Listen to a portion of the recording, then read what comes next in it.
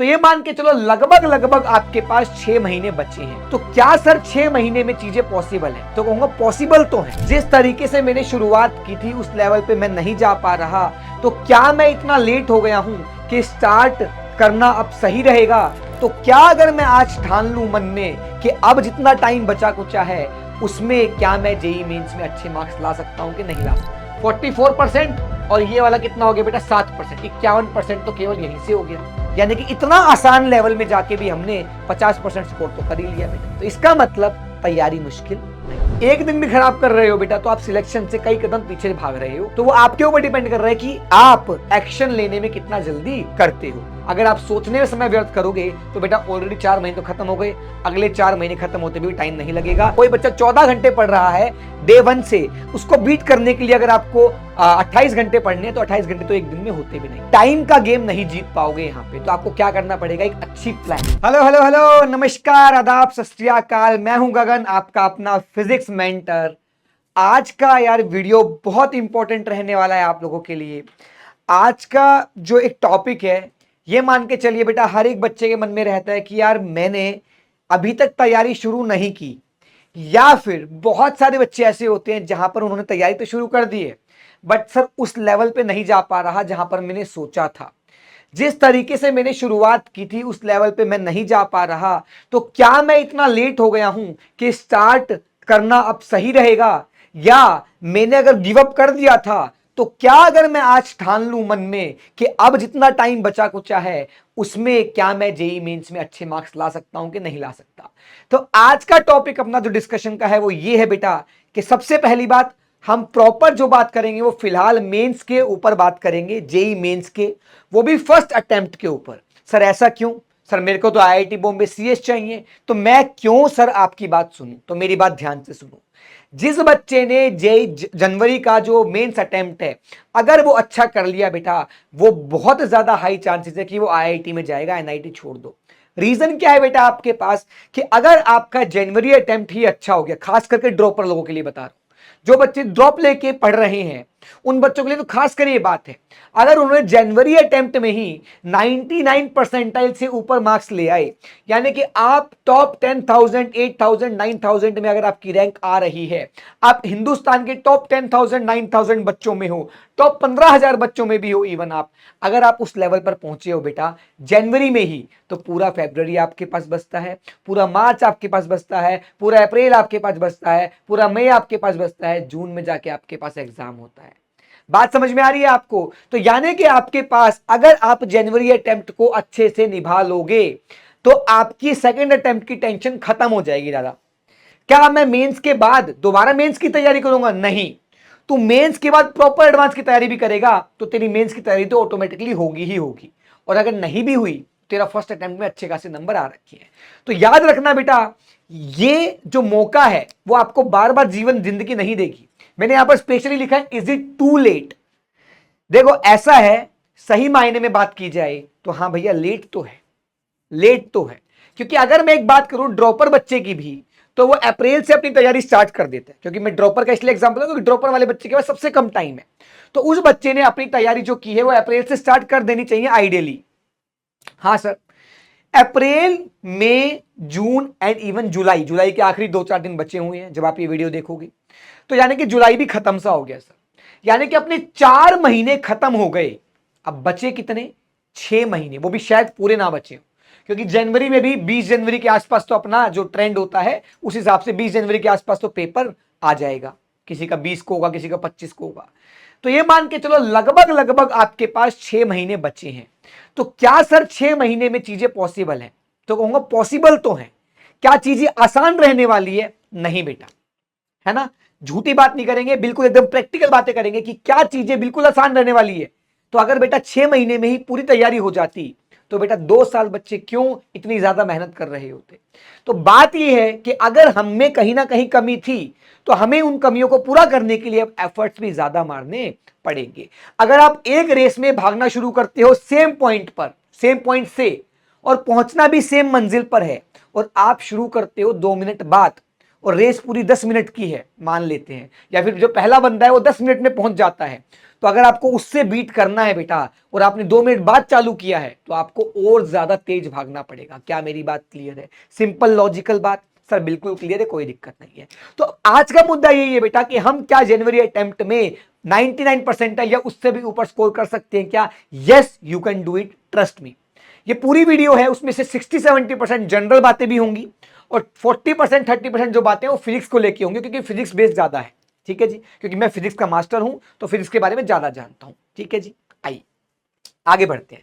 तो जैसा कि आपने देख लिया बेटा, आपके पास अगस्त, सितंबर, अक्टूबर, नवंबर, दिसंबर एंड जनवरी, ये आपके पास 6 महीने हैं। पहली बात तो ये जान लो, एक दिन भी अब वेस्ट करने का नहीं है। अगर एक दिन वेस्ट किया बेटा, आप एक बात जान लीजिए कि अगर लेट से आपका, अगर आप कहीं डूब रहे हो तो भाई साहब आप अपने सारी जी जान लगा दोगे, हाथ पैर लगा दोगे बचने के लिए। तो अब ये डू एंड डाई वाली सिचुएशन है बेटा, या तो करो या मरो, वो वाली सिचुएशन है कि अगर आपने एक दिन भी खराब कर रहे हो बेटा तो आप सिलेक्शन से कई कदम पीछे भाग रहे हो। तो वो आपके ऊपर डिपेंड कर रहा है कि आप एक्शन लेने में कितना जल्दी करते हो। अगर आप सोचने में समय व्यर्थ करोगे तो बेटा ऑलरेडी 4 महीने तो खत्म हो गए, अगले 4 महीने खत्म होते भी टाइम नहीं लगेगा और फिर 2 महीने बचेंगे, फिर आप नई वीडियो देखोगे और आप कहोगे सर क्या 2 महीने में यही पॉसिबल है? तब भी शायद हमें आके कहना पड़ेगा हाँ पॉसिबल तो है, लेकिन जो फैक्ट है वो ये है कि आखिरी 2 महीने में पढ़ के आप 99% नहीं ला पाओगे बेटा। सही है, हम एवरेज बच्चे की बात कर रहे हैं, हम ऐसे बच्चे की बात नहीं कर रहे जो एक्स्ट्रा ऑर्डिनरी और एकदम अलग ही हो, है ना। हम आप और मेरे जैसे बच्चों की बात कर रहे हैं, जैसे एकदम एवरेज बिल्कुल नॉर्मल बच्चे हैं जी। हम, हमारा भी नॉर्मल सा दिमाग है सर। आइए आगे देखते हैं बेटा, कैसे कैसे चीजों को देखना है बेटा। वट डू यू नीड, सबसे पहली बात आपको ये सब अचीव करने के लिए क्या क्या चाहिएगा बेटा? याद रखना सबसे इंपॉर्टेंट है मेहनत, जो कि सब कोई बताएंगे सर, मैं भी बता रहा हूं, ज्यादा टाइम नहीं व्यर्थ करते हुए। बेटा मेहनत आपको अब डबल करनी होगी। मेहनत आपको कितनी करनी होगी बेटा? आपको डबल करनी होगी। जो बच्चा 2 साल से या जो बच्चा अप्रैल से अच्छे से पढ़ रहा है, अगर उस बच्चे को बीट करना है, क्योंकि करना तो उनसे ही है, कॉम्पिटिशन तो उनसे ही है, उनको अगर बीट करना है तो आपको तैयारी डबल करनी पड़ेगी। क्या मेरी बात क्लियर है? Yes sir. उसके बाद अगर मैं बात करूं प्लानिंग की, अब सबसे इंपॉर्टेंट जो होता है बेटा, क्योंकि टाइम तो बेटा लिमिटेड हो गया अब अपने पास, अब सिर्फ टाइम के बलबूते पे हम बीट नहीं कर पाते चीजों को। अब एक बच्चा जो अप्रैल से पढ़ रहा है, अगर वो 12 घंटे दिन के पढ़ रहा है तो आप 24 घंटे दिन के तो नहीं पढ़ पाओगे, this is not practically possible, right. कोई बच्चा 14 घंटे पढ़ रहा है डे 1 से, उसको बीट करने के लिए अगर आपको 28 घंटे पढ़ने हैं तो 28 घंटे तो एक दिन में होते भी नहीं है। तो याद रखना, केवल आप टाइम का गेम नहीं जीत पाओगे यहां पे, तो आपको क्या करना पड़ेगा? एक अच्छी प्लानिंग, जिसके लिए मैं यहां पे आया हूं कि प्लानिंग बहुत इंपॉर्टेंट है। अगर आपने प्लानिंग नहीं की तो बेटा आपके 6 महीनों में शायद आप 50% सिलेबस भी ढंग से ना कर पाओ। तो planning is very much important. तीसरा सर, प्लानिंग करते वक्त ध्यान क्या रखना है? स्मार्ट वर्क कैसे किया जाए, क्योंकि अब हार्ड वर्क तो करना ही है, ये तो आ गया हार्ड वर्क। अब हार्ड वर्क के बेस पे आप गेम जीत पाओ उसके चांसेस कम है। तो हार्ड वर्क तो करना ही है, प्लस अब ये देखना पड़ेगा कि कहां कहां मैं थोड़ा बच के निकल सकता हूं। क्या सर सारा पढ़ा जाए? क्या सर कुछ छोड़ भी सकता हूं? तो उसके बारे में हम अभी इस वीडियो के अंदर डिस्कस करेंगे। क्या मेरी बात क्लियर है? यस सर, बिल्कुल क्लियर है, कोई समस्या नहीं है जी। देखो अब मैं आपको थोड़ा सा ब्रीफ कर देता हूं जल्दी से कि आपको 99 परसेंटाइल लाने के लिए या उससे ऊपर लाने के लिए कितने नंबर चाहिए होते हैं सर। पहली बात तो ये नंबर का एग्जाम होता नहीं है, बट मैं एक रफ आइडिया दे देता हूं आपको। अगर पेपर आपके पास क्या है, आसान आ जाता है बेटा, काफी आसान पेपर आ जाता है बेटा आपके पास, सॉरी मैंने उल्टा लिखा हुआ ये है ना, ये उल्टा लिख दिया थोड़ा सा यहां पे। हाँ, अगर आपके पास पेपर का जो लेवल है वो मीडियम या थोड़ा हार्ड रहे, है ना, थोड़ा सा बच्चों को, सारे बच्चे बोले पेपर से निकलने की बात कि यार पेपर अब की बार जेईई मेंस का हार्ड आया था, तो कट ऑफ डाउन जाती है। तो कट ऑफ डाउन जाएगी तो कितनी डाउन? लगभग 160 170, 5-7 नंबर ऊपर नीचे भी मान सकते हो। इन नंबरों पे क्या मिल जाता है बेटा? 99 परसेंटाइल आप अचीव कर पाते हो। और अगर आपका पेपर बोला, हर बच्चे ने बोला, जैसे 2024 में लगभग हर बच्चा बोल रहा था पेपर बहुत आसान आया है सर, पेपर बहुत आसान आया है, खासकर मल्टीपल शिफ्ट में एग्जाम हुआ था, है ना, हर बार होने लग गया अब तो कई शिफ्ट बहुत ज्यादा आसान आ गई, कई शिफ्ट बहुत ज्यादा मुश्किल आ गई। तो अब की बार ये देखने को मिला कि कई बार कई शिफ्ट के बच्चों को 200 स्कोर करने पर भी 99 परसेंटाइल नहीं मिल रहा, और कई शिफ्ट वाले बच्चे 160 170 स्कोर करके भी 99 परसेंटाइल ले आए। क्यों? क्योंकि अगर किसी की शिफ्ट मुश्किल थी तो वहां पर जो जो कट ऑफ गई है वो क्या गई है? कम गई है। और कोई शिफ्ट अगर आसान थी तो वहां पर कट ऑफ, ऑब्वियस सी बात है, हर बच्चा अच्छा स्कोर करेगा तो कट ऑफ बढ़ जाएगी। तो आपको दिमाग में ये मान के चलना है कि पेपर अगर बहुत ही आसान आ गया है तो आपको जो स्कोर करना पड़ेगा वो 190 200 तक पहुंच सकता है। और पेपर जैसा आता है मीडियम लेवल का अगर पेपर है, जैसा पिछले सालों में आया है, किसी किसी साल की बात नहीं कर रहा, जैसा मैक्सिमम टाइम आता है मीडियम लेवल का जो एग्जाम है, तो वो आपके पास 160 170 नंबर आपको क्या चाहिए होंगे 99% लाने के लिए। अब बात आती है सर 160 170 नंबर कैसे लाए जाए। तो ध्यान से देखिए बेटा, आपके पास अगर मैं बात करूं, देखो ध्यान से, अगर आपका कोई सब्जेक्ट बहुत अच्छा है तो मैं अच्छा तब मानूंगा कि आप उसमें कितना स्कोर पर कर पाओ, बहुत अच्छा सब्जेक्ट। मतलब अगर आप 70% किसी 100 में से 70 नंबर ला रहे हो, उससे ज्यादा ला रहे हो, तो मैं मानूंगा कि वो पर्टिकुलर सब्जेक्ट अपना स्ट्रॉन्ग है। अब वो स्टूडेंट टू स्टूडेंट वेरी करता है बेटा, कि आपने फिजिक्स में अच्छा हो, आप केमिस्ट्री में अच्छे हो सकते हो, आप मैथ्स में अच्छे हो सकते हो सकता है आप 2 सब्जेक्ट में बहुत अच्छा कर रहे हो, एक में गंदा कर रहे हो, एक में आपका बिल्कुल बैंड बजी पड़ी है ना। तो वो depending on student to student क्या होगा, आपके कई सब्जेक्ट ऊपर होंगे, अच्छे होंगे, कई सब्जेक्ट डाउन होंगे, कई सब्जेक्ट को पढ़ने में आपको मजा आता होगा, कईयों में नहीं आता होगा। वो अलग अलग स्टूडेंट की अलग अलग कहानी है, अपनी अपनी कहानी है। अब बात यह है बेटा, अगर आप 70 नंबर तीनों में ले आओ तो आपके 210 नंबर आ जाएंगे। लेकिन वो कब आएंगे, जब तीनों सब्जेक्ट आपके बहुत अच्छे स्ट्रॉन्ग चल रहे हो। स्ट्रॉन्ग मतलब बहुत ज्यादा स्ट्रॉन्ग नहीं, पर अच्छा हो आपके पास। अगर आप 60 से 70 के आसपास, मतलब 60 के आसपास स्कोर कर पा रहे हो, तो वो आपका मानूंगा मैं ठीक ठाक कर रहे हो आप, है ना, ठीक ठीक कर रहे हो, या फिर बोल सकता हूं अच्छा है, ये भी अच्छा स्कोर है। 50 से 60 की रेंज में आप नंबर ला रहे हो तो ये मीडियम स्कोर है बेटा आपके पास। और जब आप 50 से कम ला रहे हो किसी सब्जेक्ट में तो ये थोड़ा सा लो माना जाएगा। अभी के सिनेरियो के हिसाब से बता रहा हूं क्यों। सोचो आप तीनों सब्जेक्ट में 50 50 50 ही लाए, आपको लग रहा है सर 50 नंबर तो बहुत होते हैं, सर 50% नंबर आ गए। भाई 50 50 50 लाने पर भी 150 नंबर पे पहुंचेगा। 150 नंबर पे तब जाके तेरी परसेंटाइल 99 आएगी, या फिर उस, वैसे तो बहुत रेयर चांस है, लेकिन आएगी तब जब पेपर बहुत ज्यादा टफ हो। और बहुत ज्यादा टफ होगा तो भाई साहब तेरे को 50 नंबर लाने भी मुश्किल हो जाएंगे, वैसे भी 50 से तेरे और भी कम आएंगे। मैं ये टारगेट तब बता रहा हूं जब पेपर का लेवल बहुत ज्यादा हार्ड नहीं, ठीक ठीक सा लेवल है। अगर जेई मेंस का जो ठीक ठीक सा लेवल पेपर आ जाए, इजी है, इजी टू मीडियम आ जाए, तो अगर आप 70 नंबर स्कोर कर पा रहे हो अच्छे सब्जेक्ट में, एक सब्जेक्ट आपका थोड़ा सा मीडियम लेवल पे होगा तो आप उसमें 60 ले आए, एक सब्जेक्ट आपका थोड़ा पुअर होगा उसमें आप 50 ले आए, तो 6 5 कितना 11, 11 और 7 आपका 180 नंबर बन गए कि नहीं बन गए। अब ये आपको डिसाइड करना है कि आप किस किस सीक्वेंस में क्या क्या लाई करवा रहे हो, कि आपको मन क्या कर रहा है कि आप केमिस्ट्री को बहुत स्ट्रॉन्ग कर सकते हो। तो अगर आप बोल रहे हो कि सर मेरी केमिस्ट्री बहुत स्ट्रॉन्ग है, तो ये मान के चलो कि आपको एग्जाम के अंदर उस एग्जाम के अंदर आपको नंबर लाने पड़ेंगे 70 से 80 के बीच में, या उससे भी ऊपर। अगर उससे ऊपर ले आओ तो बहुत ही बढ़िया है, क्योंकि जब आप एक पेपर में बहुत अच्छा कर लेते हो, एक सब्जेक्ट में बहुत अच्छा कर लेते हो, तो बाकी सब्जेक्ट में जो मरने की संभावना है वो आपकी क्या है, थोड़ी कम हो जाती है। क्योंकि थोड़े कम भी आ गए तो कोई बात नहीं भाई, दूसरा सब्जेक्ट मैनेज कर लेगा। तो बैलेंसिंग इज वेरी इंपॉर्टेंट, कि आपको ये देखना पड़ेगा कि आप किस किस लेवल पे आपका कौन कौन सा सब्जेक्ट चल रहा है, या आप पहुंचा सकते हो। कई बच्चे होते सर मैथ्स तो मेरे पल्ले ही नहीं पड़ती सर, मुझे नहीं पता सर। तो लेकिन मैथ्स को उतना तो प्रिपेयर करना ही पड़ेगा सर कि मेरे 50 नंबर 45 नंबर तो आ ही जाए। अगर 20-20 नंबर ला रहे हो एक एग्जाम के अंदर तो बहुत ज्यादा गलत हालात में हुआ, और उस हालात से अपने को निकलना है, और टाइम है ना बेटा। आगे कुछ पॉइंटर्स देख लेते हैं।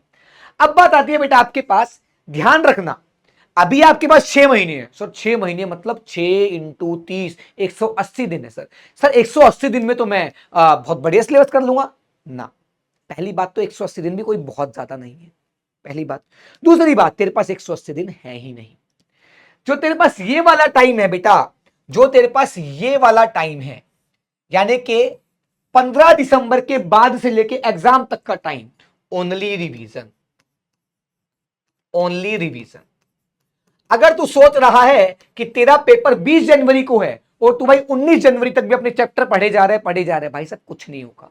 ऐसे बहुत बच्चे बर्बाद होते हुए हमने अपने पिछले विगत वर्षों में देखा है, कि अगर जितना साल, मान लो मुझे 7 साल हो गए पढ़ाते हुए, 7 साल से मैं बच्चों को देख रहा हूं कि कहां पर बच्चा लैग कर रहा है। बच्चा रिवाइज करता नहीं है, बच्चा सोचता है कि मैं थोड़ा ज्यादा ही पढ़ लूं सर, एक चैप्टर एक्स्ट्रा पढ़ लूं। भाई इतना पढ़ने से कोई फायदा नहीं होगा, फायदा तब होगा कि जितना जो तुझे आता है वो अच्छे से आता हो। पता लगे तूने पढ़ तो सारे चैप्टर लिए पर पिछले सारे भूल गया है तू, तो क्या फायदा होगा ऐसे का।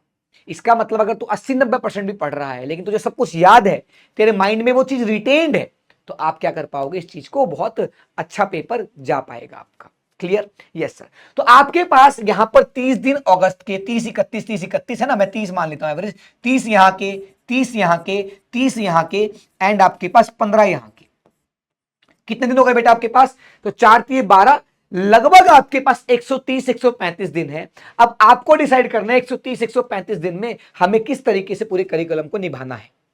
अब ये बात जान लीजिए कि आपके पास जो चैप्टर्स हैं, जैसे मैं फिजिक्स की बात करूं तो फिजिक्स में लगभग लगभग 30 चैप्टर होते हैं बच्चों के पास, तो मैथ्स में भी लगभग इतने ही होंगे, मैं आइडिया मान के चलता हूं, 11 12 मिला के पूरा सिलेबस मिला के, और केमिस्ट्री में भी मैं मान के चलता हूं इतना ही सब चैप्टर्स होंगे।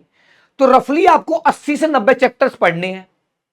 80 से 90 चैप्टर को मतलब 135 को डिवाइड करोगे 80 से या 90 से, तो आपके पास जो रफली नंबर आएगा वो आएगा 1.5 के आसपास। तो 1.5 डे पर चैप्टर इज नॉट इनफ, याद रखो। अगर मैं ये दिमाग, ये स्ट्रेटेजी लगा के चलूं बेवकूफों वाली कि सर एक दिन में एक चैप्टर खत्म करता जाऊंगा, 90 दिन में चैप्टर खत्म, भाई साहब पेपर में फोड़ के आ जाएंगे, नहीं होगा। एक दिन में आप एक चैप्टर को बहुत अच्छे से जेई मेंस लेवल नहीं कर पाओगे, जान लो ये वाली बात। अभी उतना समय है कि आप सही स्ट्रेटेजी फॉलो करो। अभी वो समय नहीं है कि सर आखिरी का 1 महीना बचा, वन शॉट देख लूं। One shot is not the solution अभी के लिए, आज के लिए बता रहा हूं मैं। 6 महीने में आपके पास अच्छा खासा टाइम है, आप ढंग से पढ़ सकते हो अगर अच्छे से पढ़ो तो। अब बात आती है सर, अब आपने बताया सर 135 140 दिन के अंदर मुझे अपना सिलेबस कंप्लीट करना है, सर बाद में क्या करना है? जितने दबा के टेस्ट दे पाओ उतने टेस्ट दो, जितने टेस्ट दे पाओ उतने टेस्ट दो आप। Test is very important. Test आपको आईना दिखाएंगे। अगर आप टेस्ट नहीं दे रहे हो और आपको लगता है कि आपको सब कुछ आता है, तो आप बहुत गलत हो और बहुत बड़ी गलतफहमी आपके अंदर बैठी हुई है। तो याद रखना बेटा, आपको टेस्ट से आपकी एनालिसिस टाइम टू टाइम करनी है। क्या सर सारे टेस्ट लास्ट में ही देने हैं? नहीं, इस टाइम के दौरान, इस जर्नी के दौरान भी आपको टेस्ट देने ही होंगे। हाँ, आखिरी में प्योर रिवीजन कि यार आज मैं क्या करता हूं कि इस 3 दिन में ये 4 चैप्टर अच्छे से पढ़ लूंगा, इन 4 चैप्टर का टेस्ट दूंगा मैं, इन 4 चैप्टर के रैंडमली क्वेश्चन लगाऊंगा मैं टाइम सेट करके। इस तरीके से रिवीजन करनी है लास्ट मोमेंट पे, मतलब जब आपका 1 सवा महीना बचेगा। उसके बाद आते हैं बेटा नेक्स्ट। सबसे बड़ी समस्या क्या होती है बेटा? हम स्ट्रेस में रह जाते हैं। मैं आपको एक बहुत बड़ी एग्जांपल देता हूं। अगर मैं आज सुबह एक रील देख रहा था, एक कोई संत थे उनकी, उन्होंने बोला कि अगर आपको मैं क्या बोलूं कि अपने हाथ पर एक फ्लावर लग दो, जो फ्लावर फूल, तो फूल का कितना वेट होता है, कुछ मतलब मास होता है, 2 ग्राम 3 ग्राम 4 ग्राम का फूल होता है, इतना हल्का सा, तो तुझे कुछ महसूस नहीं होगा। बट अगर तूने क्या किया, उस फूल को 10 घंटे तक ऐसे हाथ रखा, तो तेरा हाथ जाम हो जाएगा, तुझे वो फूल भी भारी लगने लगेगा। यही हमारी रियल लाइफ प्रॉब्लम है बेटा। हम क्या करते हैं, हमारे साथ कुछ गलत हो गया, देखो भाई हमने 4 महीने गवाए, हमने बहुत बड़ी गलती करी, यस दुख भी होगा, यस बिल्कुल होगा, पर क्या उस दुख को लेके मैं रोता रहूं? क्या मैं उसका जो भार है वो सर पे रख के चलता रहूं? तो बेटा आपका जो भार, चाहे वो इतनी सी टेंशन थी, लेकिन आपने इतने टाइम तक वो कैरी कर ली कि वो बहुत बड़ी लगने लग गई आपको। इसलिए मैं बोल रहा हूं कि कुछ चीजों को आपको लेट गो करके आगे बढ़ना पड़ता है लाइफ में। ये रियल लाइफ में बहुत जगह आपको काम आएगा। आप किसी भी छोटी सी चीज को लेकर, चाहे आपने 2 दिन वेस्ट कर दिए, 4 दिन वेस्ट कर दिए, अब कई बच्चे होते हैं 2 दिन वेस्ट कर दिए, उसको सोचने में 8 दिन और लगा देते हैं, तो 10 दिन वेस्ट हो जाते हैं। फिर 10 दिन वेस्ट कर दिए ये सोचने में, अगला 1 महीना वेस्ट कर देते हैं और वो कभी पढ़ते ही नहीं है। तो मैंने स्पेशली आप लोगों के लिखा है, don't think too much, act now. आज इस वीडियो को देखने के बाद अपने सारे उपकरण बंद कर दो, है ना, अगर आप ये वीडियो देख रहे हो तो आप इसके बाद सारे उपकरण बंद करके अपनी तैयारी में लग जाना जी। तो stress management is very important भाई साहब। टेंशन चीजों में होगी, पर तुझे तेरे को ये दिमाग में आना चाहिए बेटा कि देख, दिमाग सोचो अपनी मुंडी कोई क्या कर दे, स्विमिंग पूल में डुबा दे। अगर स्विमिंग पूल में अपनी मुंडी डुबा दे तो अपनी सांस नहीं आ रही, तो तू क्या ये सोचेगा कि सांस नहीं आ रही, सांस नहीं आ रही? तू कोशिश ये करेगा कि मुझे कैसे सांस आए और मैं कैसे यहां से जिंदा बचूं। तू ये सोच नहीं रहा होगा कि मेरे को सांस नहीं आ रही थी, अभी से 2 मिनट पहले मुझे सांस नहीं आ रही थी। अरे भाई तुझे अभी भी सांस नहीं आ रही, तू जीने के लिए सोचेगा, तू एफर्ट्स मारेगा। तो ये रियल लाइफ यहां पर प्रिपरेशन में क्यों नहीं करते? अगर तुमसे कोई गलती हो भी गई तो भाई उस गलती को भूल के अब एक्शन लो काम पे। तो इसलिए स्ट्रेस लेने से कुछ नहीं होगा, उस स्ट्रेस के ऊपर अगर आप एक्शन लोगे तो स्ट्रेस अपने आप कम हो जाएगा। अगर आप जितना ज्यादा आपका कॉन्फिडेंस हाई होगा उतना कम आपका स्ट्रेस होगा। तो confidence is inversely proportional to stress. ये मान लो कि कॉन्फिडेंस हाई है तो स्ट्रेस क्या है बेटा, कम होगा। तो इसलिए कॉन्फिडेंस हाई कब होगा बेटा? मेहनत से। क्या मेरी बात क्लियर है? Yes sir. तो यहां पर मैं आपको इस बात पे टाइम वेस्ट नहीं करूंगा, स्ट्रेस कैसे मैनेज करें, क्या करें क्या नहीं करें, इसके ऊपर दुनिया भर की वीडियो यार, आप वही देखनी है तो भैया आप तैयारी करने के लिए बने ही नहीं हो। क्योंकि आप क्या करते हो, सारा दिन सिर्फ ये देखते हो कि कौन सी वीडियो मिल जाए, स्ट्रैटेजी बताते जाए। स्ट्रैटेजी से ज्यादा जरूरी क्या है बेटा, एक्शन लेना है ना जी। चलिए नेक्स्ट आता है बेटा आपके पास। नेक्स्ट बेटा नेचर ऑफ एग्जाम क्या है। जेई मेंस एक हमसे टीचर से पूछोगे, एक बहुत सस्ता एग्जाम है, हल्का सा एग्जाम है, कुछ नहीं होता जेई मेंस में। एक बच्चे के पॉइंट ऑफ व्यू से भी बताऊं तो बेटा 50% सवाल जो होते हैं जेई मेंस में वो बहुत ही ज्यादा आसान होते हैं। मतलब आपके पास जितने भी आप क्वेश्चन अटेम्प्ट, आपको क्वेश्चन अटेम्प्ट कितने करने हैं सर, 25 करने हैं, 75 क्वेश्चंस करने हैं आपको टोटल अटेम्प्ट।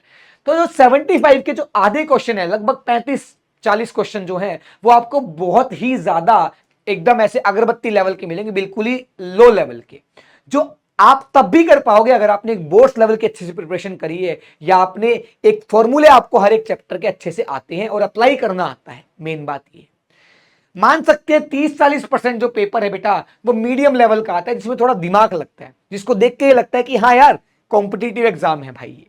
और आपके पास आखिरी के 10-15% जो क्वेश्चंस है, मुश्किल से फिजिक्स में पूरे 25 में से 2 या 3 सवाल मुश्किल से ऐसे होंगे बेटा जो आपके पास बहुत आपको आपके लेवल पे आपको लगेंगे बहुत टफ थे यार, ये तो बहुत टफ थे। कभी कभी मैथ्स में ज्यादा हो जाते हैं, मैथ्स में कोई क्वेश्चन लेंदी ज्यादा हो जाता है तो ज्यादा हो जाते हैं, जो ट्रेंड चल रहा है आपका वो बता रहा हूं। तो नेचर ऑफ एग्जाम क्या है बेटा, आपके पास 50% बहुत आसान, 30-35% आपके पास क्या है मीडियम लेवल, और 10-1% मुश्किल से क्या है हार्ड क्वेश्चन आ जाएंगे। तो आपको ध्यान ये रखना है बेटा, आपको अगर आप तैयारी भी इसी तरीके से करोगे ना तो मेंस में आप स्कोर अच्छा कर जाओगे। तो मैं बोल रहा हूं स्मार्ट वर्क करना इज वेरी इंपॉर्टेंट। क्या बेटा, अगर आपको देखो कोई एक बच्चा था आपके पास लालू, एक बच्चा था आलू। लालू ने बोला मुझे जेई मेंस की प्रिपरेशन करनी है, आलू ने बोला सर मुझे ये एडवांस की प्रिपरेशन करनी है, स्ट्रेटेजी बताओ। क्या मैं दोनों को सेम ज्ञान दे दूंगा? नहीं। मैं लालू को बोलूंगा जो बेचारा जेई मेंस की तैयारी कर रहा था, मैं उसको बोलूंगा बेटा कोशिश कर कि सारा सिलेबस कंप्लीट कर ले, चाहे उतने डेप्थ में मत जाके पढ़, ठीक ठीक लेवल पे पढ़ ले, लेकिन सिलेबस कंप्लीट कर ले। और आलू जो एडवांस की तैयारी कर रहा है, मैं उसको बोलूंगा बेटा सिलेबस भले ही तू 60% कर ले, 70% कर ले, पर जितना सिलेबस करे, जो चैप्टर्स को तू टच करे उसको एकदम डेप्थ में जाके पढ़ियो, है ना। मैंने ही अपनी स्टेटमेंट क्या कर दी, कॉन्ट्राडिक्ट कर दी। क्यों? क्योंकि एग्जाम का नेचर अलग अलग है। मेंस क्या कर रहा है, आपको एकदम इजी इजी सवाल पूछ रहा है। तो सोचो कोई एक ऐसा चैप्टर था जिसमें आप थोड़े से एफर्ट्स मार के एक ठीक ठाक लेवल प्रिपेयर कर सकते थे, तो उसका क्वेश्चन एग्जाम में आया, आपने कर दिया। तो यानी कि मेंस किस बात पर निर्भर करता है कि आपने कितने चैप्टर करे हुए, कवर कितने चैप्टर कर लिए। तो आपको अभी ये नहीं सोचना कि मैं कौन सा चैप्टर छोड़ूं या कौन सा चैप्टर करूं, आपको सारा सिलेबस करना है और 6 महीने में किया जा सकता है। यस, ठीक है जी, आगे बढ़ते हैं। ये थोड़ा आप आते हैं फिजिक्स के ऊपर बेटा।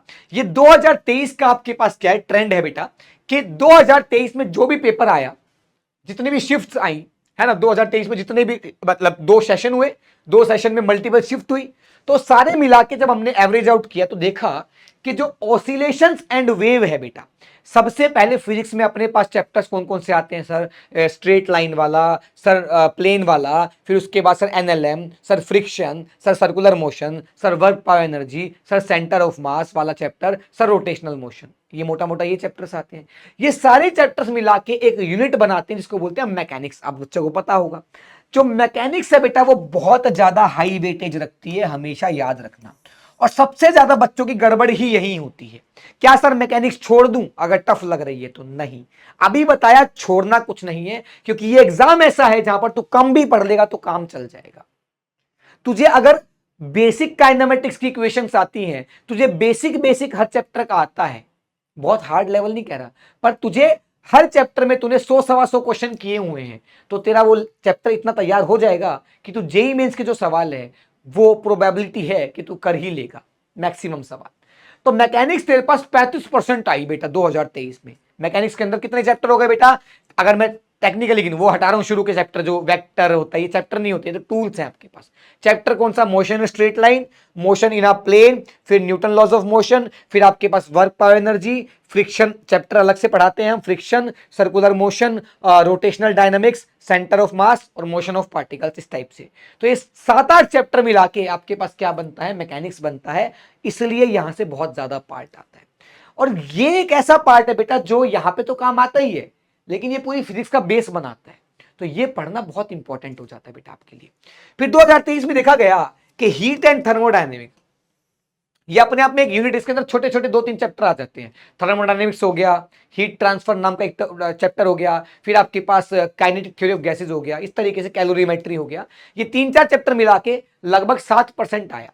क्या सर ये 7% तो बहुत कम लग रहा है देखने में? नहीं, ये इंपॉर्टेंट है। क्यों बेटा? क्योंकि ये आसान होता है, यहां से बहुत टफ क्वेश्चन नहीं बनते हैं। क्या मेरी बात क्लियर है? Yes sir.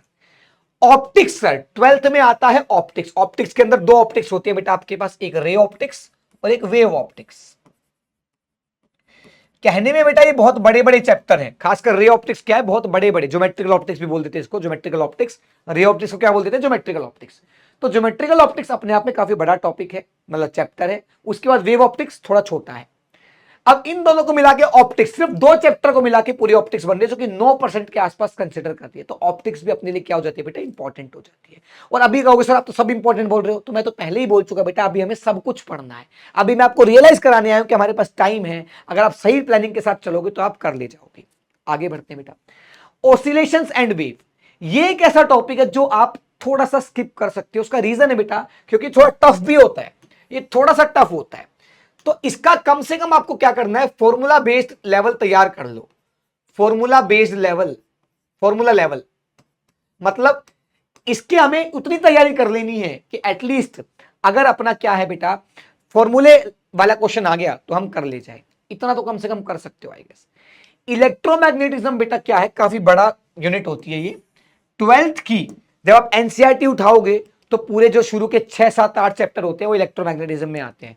Electric field and charges, electric potential वाला, करंट इलेक्ट्रिसिटी वाला, मैग्नेटिक इफेक्ट ऑफ करंट वाला, मैग्नेटिज्म एंड मैटर वाला, एसी ईएमआई, है ना, इलेक्ट्रोमैग्नेटिक वेव्स, ईएम वेव्स।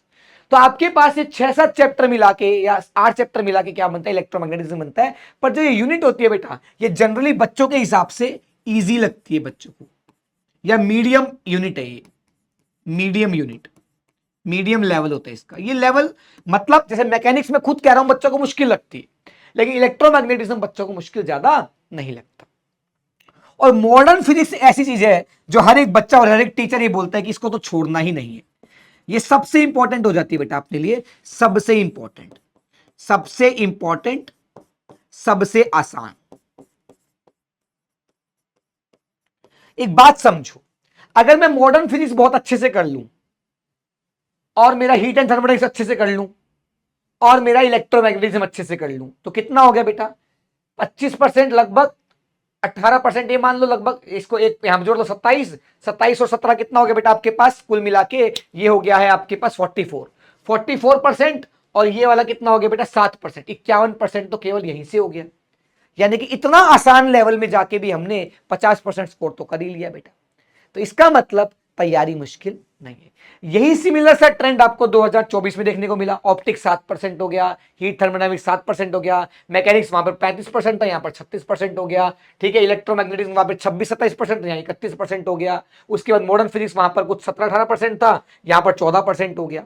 तो कुल मिला के रफली जो सारे एनालिसिस किया, इतनी परसेंटेज सही है। मतलब यानी कि इसके अकॉर्डिंग अगर आप पढ़ाई करोगे तो आपकी अच्छी पढ़ाई जा सकती है और आपका जो रिजल्ट है वो अच्छा जा सकता है। क्या मेरी बात क्लियर है? यस। अब मैं आपको 2-3 चीजें और बता देता हूं बेटा।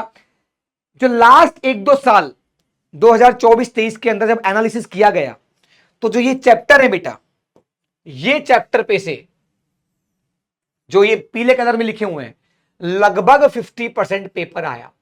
50% पेपर यहां से आया।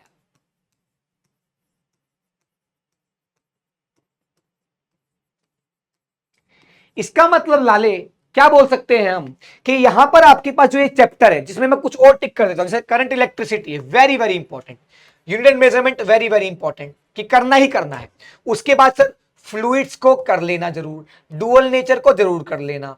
उसके बाद work energy power is very important. उसके बाद इलेक्ट्रिक फील्ड एंड चार्जेस और ये ग्रेविटेशन, ये काफी इंपॉर्टेंट हो जाते हैं बेटा आपके लिए। एटम्स और ये, क्योंकि मॉडर्न फिजिक्स का पार्ट है तो आप करते ही हो, तो इसलिए कर लेना। अब मैं आपको बताता हूं बेटा, इसके अंदर जो थोड़े जो रह गए यहां पे, भले ही ट्रेंड के हिसाब से इसमें से 50% पेपर आ गया, हर बार ये ट्रेंड आए जरूरी नहीं है। तो आपके पास इनमें से जो चैप्टर आपको जरूर कर लेने हैं बेटा, वो कौन कौन से हो जाते हैं? रोटेशनल मोशन, ये थोड़ा सा मुश्किल होता है, तो हार्ड है। तो इसमें क्या करना है बेटा? सिलेक्टिव स्टडी करनी है। क्या करनी है? Selective study. मैं आपको एक बहुत अच्छा मेथड बताता हूं भी, सिलेक्टिव स्टडी। ठीक है, रे ऑप्टिक्स कर लोगे तो कोई नुकसान नहीं हो जाएगा आपका। ठीक है जी। उसके अलावा अगर मैं बात करूं, कई बार केटीजी भी इंपॉर्टेंट हो जाता है बेटा, केटीजी, है ना। इसके बाद बेटा अगर मैं बात करूं आपके पास जो आप कर सकते हो अच्छे से, थर्मोडायनेमिक्स। ये इनके अलावा ये चैप्टर्स भी ऐसे हैं जो ज्यादा इंपॉर्टेंस रखते हैं अपने पास।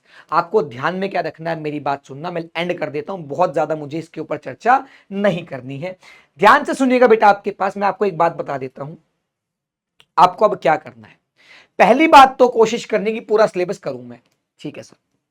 जैसे जैसे आप एक्शन करने लगोगे, यानी कि काम करने लगोगे, तो आपको पता लगेगा कि यार ये चीज मेरे से हो नहीं रही है। जैसे बहुत सारे बच्चों से रोटेशन मोशन होता ही नहीं है, तो आपको क्या करना है, जब भी आपको क्या मिले, हार्ड टॉपिक मिले, ऐसा लगे कि यार ये टॉपिक हार्ड है, ये चैप्टर हार्ड है, उसको छोड़ने की बजाय क्या करो बेटा, उसके पीवाईक्यू की एक बुक ले ली, उसमें से देखा कि पीवाईक्यू कौन कौन से टॉपिक्स पे ज्यादा पूछे गए हैं, है ना भाई साहब। जैसे आपने क्या किया, मैं आपको बताऊं कि मान लो आपने क्या किया, easy level chapter, easy level chapters जो आपको आसान लग रहे हैं वो बहुत अच्छे से कर लिए। मीडियम लेवल चैप्टर्स, जो मीडियम लेवल चैप्टर्स हैं बेटा आपके पास, वो आपने थोड़े ठीक ठाक लेवल पे ले जाके कर लिए, उतने कर लिए कि जेईई मेंस के का सवाल हो जाए आपसे। अगर आपने क्या किया, आपको लगा ये चैप्टर बहुत हार्ड है मेरे लिए, अगर ये आपके पास आपको लग रहा है हार्ड लेवल चैप्टर्स है, कि भाई मेरे को लग रहा है बहुत हार्ड चैप्टर है, हार्ड कौन से लगते हैं बच्चों को जनरली, वेव्स हो गया, रोटेशनल मोशन हो गया, एक दो चैप्टर हो रहे हैं ऐसे जो बच्चे को लगता है ज्यादा हार्ड है, उसमें क्या करना है बेटा, हार्ड के अंदर बस ये कर लेना है, क्या, selective study, selective study based on PYQ, selective study based on PYQ.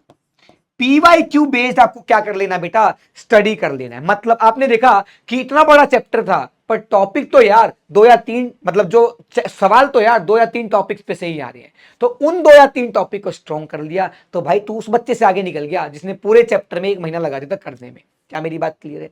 तो प्रॉमिस करो बेटा कि ये वीडियो देखने के बाद आप लग जाओगे काम पर, 6 महीने ना आओ देखोगे ना ताओ, कोई टेंशन नहीं लोगे, सिर्फ और सिर्फ एक्शन पे काम करोगे, एक्शंस लोगे, सिर्फ काम करने पे ध्यान दोगे, दिन के 12-14 घंटे आप पढ़ाई करोगे।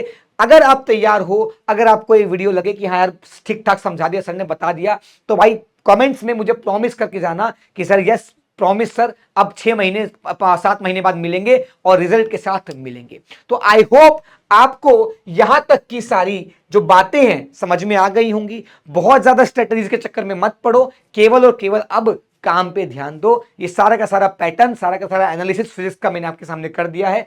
तो यार जल्दी ही मिलते रहेंगे, ऐसे ही आपसे रिजल्ट के दिन मिलेंगे, अच्छे से रिजल्ट लेके आना। बाय बाय, टेक केयर, अलविदा, लव यू ऑल, बाय।